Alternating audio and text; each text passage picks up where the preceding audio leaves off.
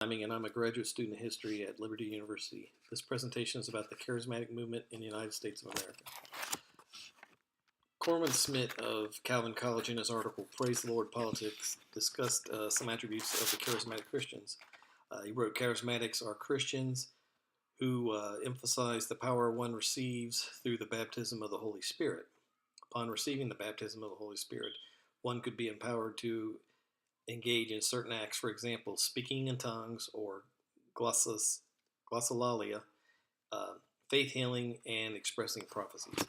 A biblical description of the baptism of the Holy Spirit is found in Acts chapter 2, verses 1 through 4.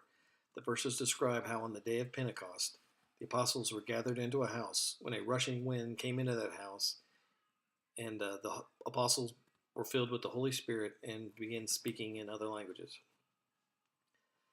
According to Smith, the roots of the charismatic movement started with the emergence of Pentecostal and holiness churches at the beginning of the 20th century.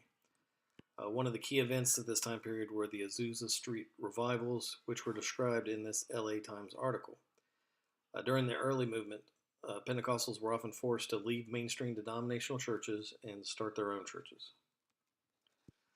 Smith wrote, the charismatic movement in the latter half of the 20th century can be traced to April 13, 1960, when Dennis Bennett, an Episcopal priest in California, announced he had been baptized by the Holy Spirit. Within a few years, the charismatic movement had spread into Lutheranism, Methodism, Presbyterianism, and even Roman Catholicism. Smith pointed out that unlike the earlier Pentecostals, many charismatics were permitted to and remained in their original churches. Smith also wrote that the charismatic movement is more ecumenical in nature, and not only among Protestant churches, but within the Roman Catholic Church. In fact, according to Smith, no other religious movement in history has ever been able to bring together Catholics and Protestants into such close spiritual fellowship. One example of the charismatic experience in a mainstream church involves John Mackey and the Presbyterian Church. According to Robert Curley and Mary Ruth Isaac Curley, in their article, Bridging the Gap, John A. Mackey, Presbyterians and the Charismatic Movement, the issue of the charismatic movement by the mid-1960s had become a flashpoint of contention. Many of the Presbyterian leaders believed in the cessationist position, or that gifts and miracles ceased with the death of all the apostles. The Curleys continued that many of the Presbyterian leaders believed that charismatic activities in their church as unacceptable or even heretical. Both the Southern Presbyterian Church in the United States and the United Presbyterian Church in the USA commissioned studies of the person and work of the Holy Spirit in the late 1960s.